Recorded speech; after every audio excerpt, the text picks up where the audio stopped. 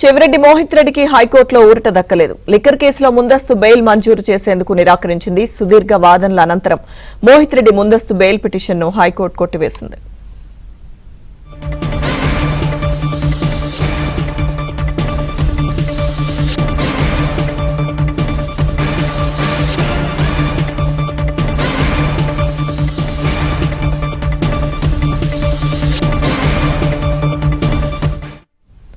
చెవిరెడ్డి మోహిత్ రెడ్డికి హైకోర్టులో ఊరట దక్కలేదు. లిక్కర్ కేసులో ముందస్తు బెయిల్ మంజూరు చేసేందుకు హైకోర్టు నిరాకరించింది.